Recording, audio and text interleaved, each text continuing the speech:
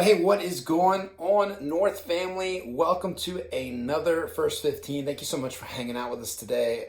Always a good feeling to know that we are praying together, and what better way to start off the week than this?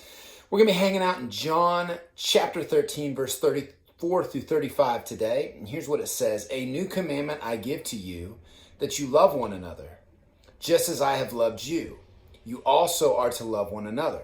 For when you demonstrate the same love I have for you by loving one another, everyone will know that you are my true followers. So today, here's what we're going to do. We're going to go through this verse line by line. We're going to pray through it. We're going to talk about it, and it's our hope that it will be an encouragement to you today. So let's hit the first part of this set of verses. It says, "A new commandment I give to you, that you love one another." I love what Jesus is doing here. Jesus shows up to give a brand new commandment. And so if you know anything about the history, at this point in time, Jesus shows up on the scene.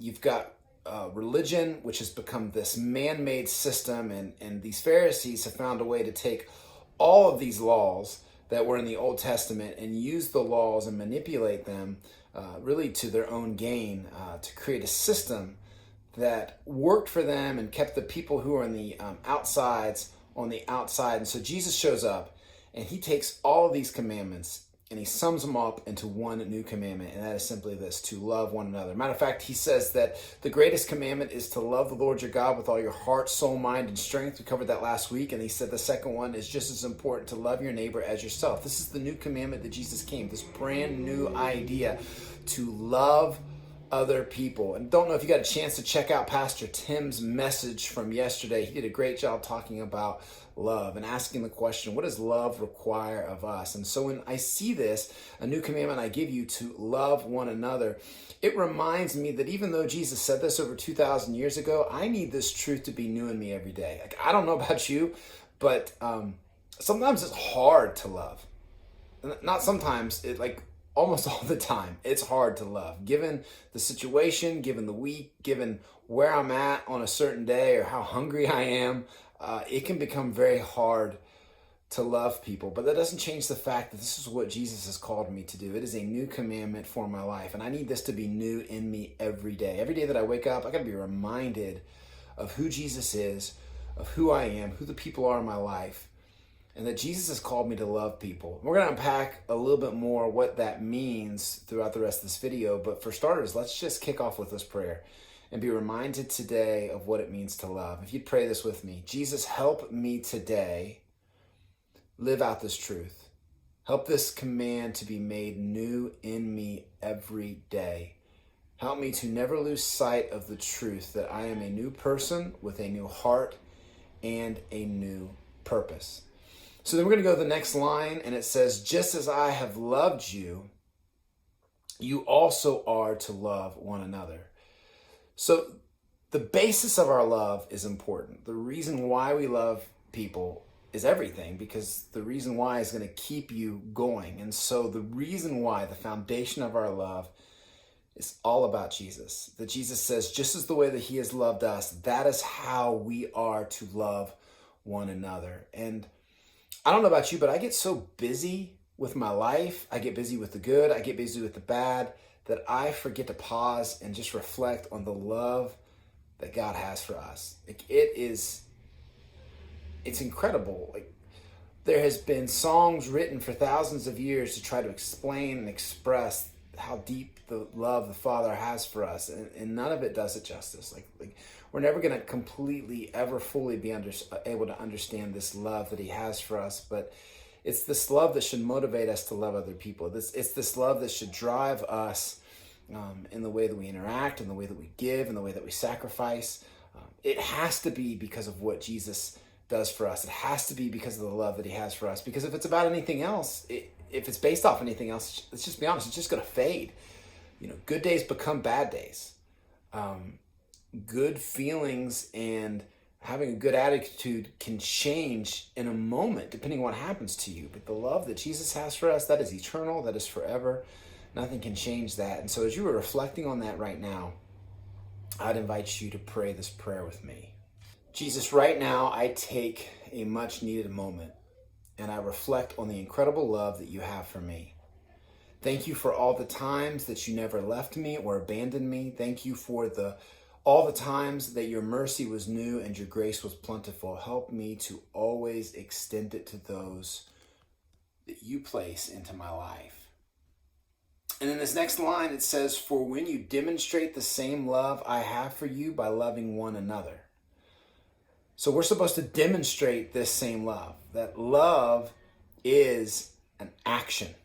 It's an action. It's more than just words. It's definitely more than just thoughts, but it actually requires us to do things. So it's not just remembering that Jesus loved us. That's why we should love each other. I mean, I think a lot of us have good intentions. I think most of us wake up every day saying, I'm going to be loving today. I'm going to be positive to the people that I work with. I'm going to be positive to the people in my home. I'm going to be positive to that person who's giving me my coffee this morning. Like, I think a lot of us have those good intentions, but sadly, they just stay as intentions. And then we just go through our day, and at the end of the day, we lay down at night, and we say, well, I wish I could have been better here. I wish I could have been better here, but they're just wishes. At some point, we have to actually step out.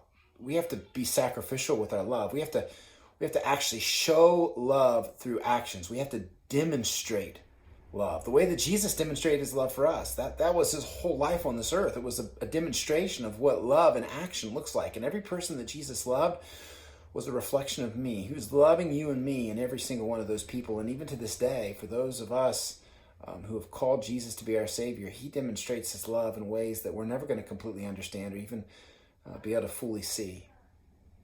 That you and I are supposed to love with not just feelings, but with words and with actions and truth. And as you're reflecting on that, I would just invite you to pray this prayer with me. Jesus, help me to remember today that love is an action. Your love was demonstrated on full display when you gave your life for me on the cross. Over 2,000 years later, you are constantly demonstrating that love to me every day. I need your help in expressing love through action. If there is a need, help me to meet it. If there are words to be said, help me to speak it. And if there is a person who needs a hug, help me to share it. Whatever love requires of me today, Jesus, help me to give it. And finally, we're going to hit this last line in the verses. It says, everyone will know that you're my true followers. That they'll know that we are the true followers of Jesus by the way that we demonstrate the love.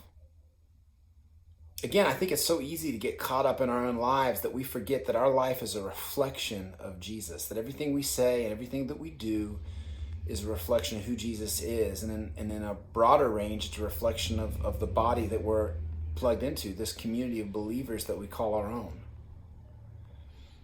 And we just got to be real with the fact that the things that we're facing right now in our lives and the opportunities that we have to bring positivity and love and action, these things are bigger than us.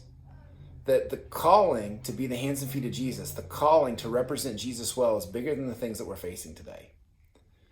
And I just need a reminder of that, because there are too many times in my life I will take these just, molehills, these small things, and I'll make them into mountains, and I'll allow those mountains to just stop me from living out my faith, stop me from remembering that people are people, and they need love, and they need mercy, and they need grace, and they need all the things that I have gotten from Jesus. And maybe I need to remind myself that I need that mercy and that grace today.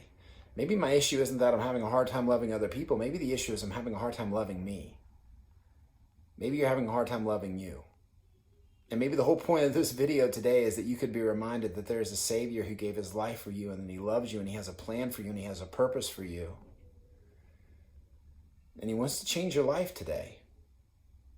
And a part of that plan and that purpose is that you would help change somebody else's life by the way that you love them through your actions. Because this is how people are going to know who we are. They're going to know by the way that we love people. And you don't have to love Jesus to love people. You don't. But if you don't have a relationship with Jesus, the love that you have for people is only going to go so far and only going to take them so far. And at some point, when the world changes and when life changes, and it will, because it always does, where does that love come from? And ultimately, where does it pull them to? I just want my life to point people to Jesus, and I hope that's what you want too, because it's only in Jesus that there is true life to be found. And so as we close out this time together, I just invite you to pray this last prayer with me. Jesus, I recognize that the way I live my life is so much more than about me. All I do and say is a reflection of you and a reflection of the community and body I'm a part of. If everyone will know that I'm yours by the love that I express, help it to be an expression of incredible grace, mercy, compassion, and truth. May my words and actions bring healing and light to every dark space I step into. And that's my hope for you today, church, as you are watching this, that you would be the church, you would be the hands and feet of Jesus, that you would know this, that your words make a difference, your actions make a difference. Every hello is just as important as every deep conversation. Every positive interaction is just as important as any big thing that you could do. And the big things matter too. And if today you are equipped and called to do something big and life-changing for somebody, do it. Whether that to be to reach out and say, I'm praying for you, or whether that to be to reach out to cover a need that they need in their life.